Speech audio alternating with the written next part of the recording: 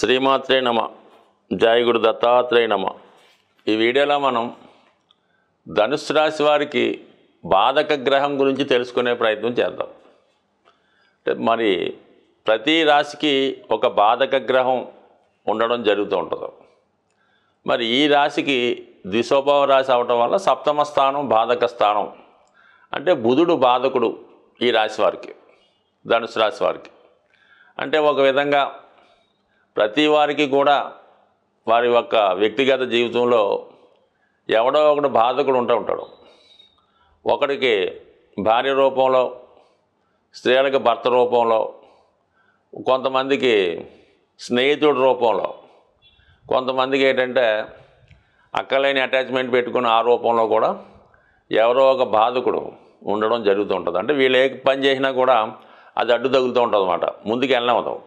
ఈ విధంగా ఉంటే మరి జ్యోతిష్ శాస్త్ర ప్రకారం మరి బాధకుడు అంటే ఒక విధంగా జాతకుడికి ఏదైనా ఆపద తలపెట్టేవాడు అని చెప్తూ ఉంటారు. ఎప్పుడు ఆ జాతక చక్రంలో ఆ జాతకుడికి అది అనుభవించాలని అనుకున్నప్పుడు ఆ బాధక గ్రహం ఆ పనిష్మెంట్ ఇవ్వడం జరుగుతూ ఉంటుంది.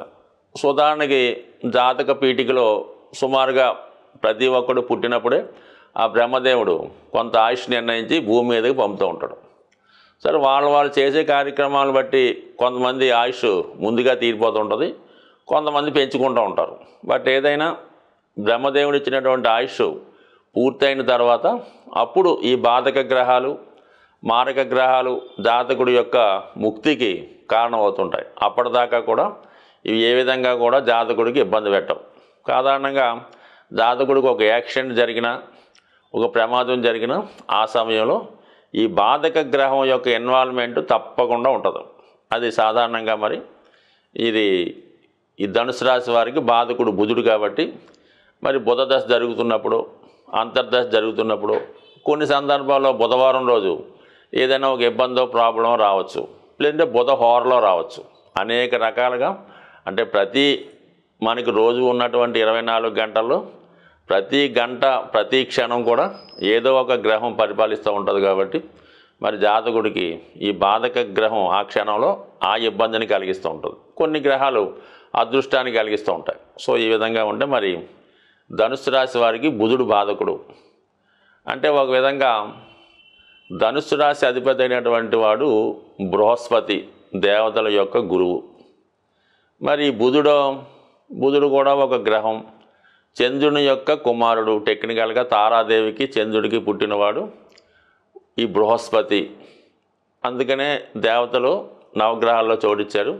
మరి చంద్రుడు తర్వాత సైడ్ అయిపోవడంతో ఈ బుధుడిని దేవతలంతా కూడా బృహస్పతి దగ్గరగా కుమారుడిగా అతన్ని అంగీకరింపజేసి అతనికి అనేక రకాల విద్యా బుద్ధులు నేర్పడం వల్ల ఒక విధంగా ఈ బుధుడికి ఇద్దరు తండ్రులు ఉండడం జరిగింది.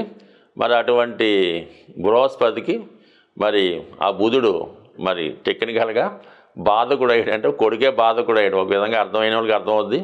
బట్ ఏదైనా బుధుడు డ్యూయల్గా ఉంటాడు కాబట్టి మరి ధనుసు రాశి వారికి సప్తమ భావం మిథున రాశి అవ్వడం వలన మరి వివాహ జీవితంలో, అంటే ఇద్దరు భార్యలు ఇప్పుడు ఎవడో ఒప్పుకుంటలేదు, కానీ ఒక భార్య, ఒక ఫ్రెండో, కొలీగో, లేదంటే ఇంకొక ఎఫైరో ఏదో ఒకటి ప్యారలల్గా ఉండే అవకాశం ఉంది. లేదంటే ఆ భార్య తరపు బంధువులు కూడా ఉండే అవకాశం ఉంది.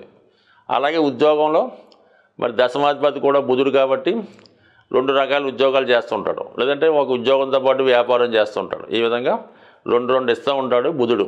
ఈ విధంగా అక్కలేని వ్యవహారాలు తలకెట్టుకోవడం వల్ల కొన్ని బాధలు స్వయంగా ఈ ధనుసు రాశి వాడు తెచ్చిపెట్టుకోవడం జరుగుతుంటుంది. అందులో ఈ బుధుడు అవటం వల్ల ఎక్కువగా సప్తమ స్థానం వల్ల ఇబ్బంది పడుతూ ఉంటాడు ఈ జాతకుడు. దాని తర్వాత ఏంటంటే మరి ఆ బుధుడు గురుగ్రహంతో కలిసి ఉన్నాడు అనుకుందాం. ఈ బాధకుడు రాష్ట్రాధిపతి బుధుడితో కలిస్తే ఖచ్చితంగా ఆ వ్యక్తి మహావిద్యావంతుడై ఉంటాడు, సకల శాస్త్రాలు తెలుసుకుంటాడు. కానీ దానివల్ల పెద్దగా ఉపయోగం ఉండదు. చాలా టైం ఆ కాలం వేస్ట్ చేసి ఏ రంగంలోకి వెళ్ళాలో సరైనటువంటి అవగాహన లేకుండా కొంతకాలం పాటు టైం వృధా చేసి ఏదో ఒక దాంట్లో చివరికి చేరడం జరుగుతూ ఉంటుంది. అంటే ఎక్కువ పాండిత్యం ఉన్నప్పుడు కూడా దానివల్ల ఉపయోగం ఉండదు, బికాజ్ బుధుడు బాధకుడు అవటం వల్ల. సో అలాగే ఈ బాధకుడైనటువంటి బుధుడు వృత్తికారకుడు శనిగ్రహంతో కలిసి ఉన్నప్పుడు ఏమవుతుందంటే జాతకుడు ఎంత పెద్ద వ్యాపారం చేసినప్పుడు కూడా సరైనటువంటి లెక్కలు చూసుకోలేకపోవడం వల్ల, అందరినీ నమ్మడం వల్ల, మోసపోవడం వల్ల చివరికి వ్యాపారం క్లోజ్ చేసి అప్పుల పాలై జీరో అవ్వడం జరుగుతూ ఉంటుంది. ఇది కూడా మరి ఈ శని బుధుల జాతకంలో ఉన్న వాళ్ళకి జరుగుతూ ఉంటుంది. అదే విద్యార్థులు అనుకోండి, విద్యార్థుల జాతకంలో ఈ బుధుడు శని కలిసి ఉంటాడు, పరమ బద్ధకిస్తుడే ఉంటాడు. పుస్తకం తీస్తే నిద్ర వస్తుంటుంది, ఏది కూడా సరిగ్గా చదవడం, అన్నీ బ్యాక్లాగులు పెట్టి ఇంట్లో ఏదో కథలు చెప్పి చక్కగా పుణ్యకాలం కాస్త గడిగిపోయిన తర్వాత జ్ఞానోదయం అయి అప్పుడెప్పుడో చదువు పూర్తి చేసి జీవితంలో చివరిగా స్థిరపడడం జరుగుతూ ఉంటుంది అన్నమాట. ఇది ఈ బుధ శనులు కలిసి జాతకంలో ఉంటే వాడు ఈ విధంగా అటు వ్యాపారానికి పనికిరాడు, ఇటు చదువుకి పనికిరాడు, ఈ విధంగా ఉంటుంది. అదే బుధుడు మరి కుజగ్రహంతో కలిసి ఉన్నాడు అనుకుందాం.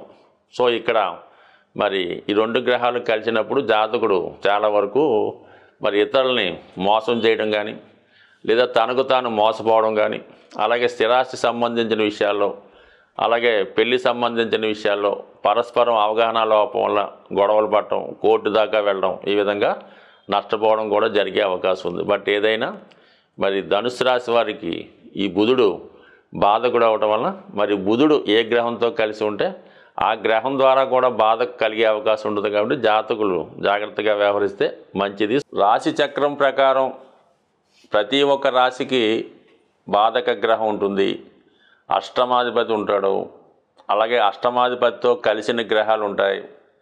22వ ద్రాక్షాణపతి ఉంటాడు, 64వ నవాంశపతి ఉంటాడు. ఈ విధంగా అనేక గ్రహాలు మరి జన్మజాతకంలో ప్రతి రాశి వారికి ఏదో ఒక ఇబ్బంది కలిగించే గ్రహాలు ఈ విధంగా ప్రతిదానికి ఉండడం జరుగుతుంది.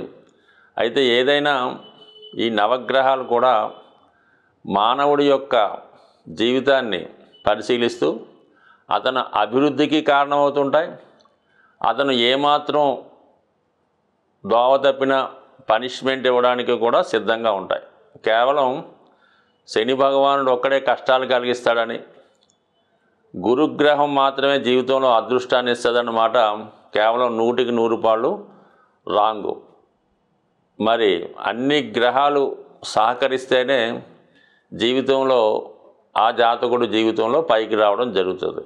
అయితే ఒక్కొక్క గ్రహానికి ఒక్కొక్క పోర్ట్ఫోలియో ఉన్నట్టు శుక్రగ్రహం వివాహ జీవితానికి, కుజుడు ధైర్య సాహసాలకి, శని క్రమశిక్షణకి, వృత్తికి, కర్మకి, బుధుడు విజ్ఞానానికి, వ్యాపారానికి, గురువు సంస్కారానికి, జ్ఞానానికి, ఇక రాహువు దురాశకి, ఈ ప్రపంచంలో ఉన్నటువంటి సమస్త సుఖాలు తనకే కోరుకోవాలనే ఒక డెమన్ ప్లానెట్, దానికి పూర్తిగా ప్రతిదీ వైరాగ్యంగా ప్రతిదీ వదులుకొని, అంటే కేతువు మరి తలలేని మొండెం కాబట్టి కేతువు హృదయంతో ఆలోచిస్తుంటాడు. ప్రతిదీ కూడా సాఫ్ట్ కార్నరు, ప్రతిదీ వదులుకోవడం, ఈ విధంగా ఆధ్యాత్మికవేత్తలకి, సన్యాసులకి, మరి బ్రహ్మచారులకి అటువంటి వాళ్ళకి కేతు కారణం అవుతుంటాడు. ఏదైనా అన్ని గ్రహాలు సహకరిస్తేనే జాతకుడికి ఉత్తమ జాతకంగా పరిగణించబడుతుంది. ఏదో కొన్ని గ్రహాలు సహకరిస్తే 50% అనుకూలిస్తూ ఉంటాడు. కేవలం 1-2 గ్రహాలు అనుకూలిస్తే ఏదో జీవితం అలా సాఫీగా జరుగుతుంటుంది. బట్ ఏదైనా ప్రతి గ్రహాన్ని కూడా మరి గ్రహాలు కూడా దేవతల యొక్క స్వరూపాలు కాబట్టి అవి జప దానాల ద్వారా, పూజల ద్వారా, రత్నధారణ వల్ల ఖచ్చితంగా గ్రహాలు మనకి అనుకూలిస్తాయి. అయితే ఏ గ్రహం అయినా కష్టపడకుండా మాత్రం ఎట్టి పరిస్థితుల్లో కూడా ఫలితం ఇవ్వదు. కేవలం మనం ఉంగరం పెట్టేసుకున్నామంటే జీవితం మారదు, ఎవరికో ఒక 10,000 ఇచ్చి జపం చేయించామన్నా కూడా జీవితం మారదు. మనకి ప్రస్తుతం జీవన విధానంలో జాతకుడికి ఏది అవసరమైతే ఉంటుందో సుమారుగా మనకి వివాహ ప్రయత్నం చేస్తున్నాడు, వివాహం కుదరలేదంటే కుజుడికి జపం చేసేద్దామండి, శనికి దానం ఇచ్చేద్దామంటే మాత్రం ఎట్టి పరిస్థితుల్లో కూడా మీరు ఎన్ని సంవత్సరాలు ఇలా చేసినా కూడా జరిగే అవకాశం ఉంది. అంటే మీరు వివాహానికి ఎంతవరకు యోగ్యత కలిగి ఉన్నారు, మీకు ఎటువంటి భార్య వచ్చే అవకాశం ఉంది అన్న విషయాన్ని బాగా పరిశీలించి మీ ప్రయత్నం మీరు చేస్తూ ఉంటూ కొంతవరకు ఈ పూజా కార్యక్రమాలు స్వయంగా చేసుకుంటే కంపల్సరీగా మీ యొక్క ఆశయం నెరవేరుతుంది తప్ప కేవలం ఈ గ్రహాలు మనం వాటిని ప్రసన్నం చేసుకుంటే అవి శుభగ్రహాలుగా వరాలు ఇస్తాయి. వాటిని నిర్లక్ష్యం చేసి వాటికి సంబంధించిన తప్పు కార్యక్రమాలు చేస్తుంటే అవి బాధకుడుగా మరి జాతకుడి యొక్క పతనానికి కారణమవుతుంటాయి. స్వస్తి.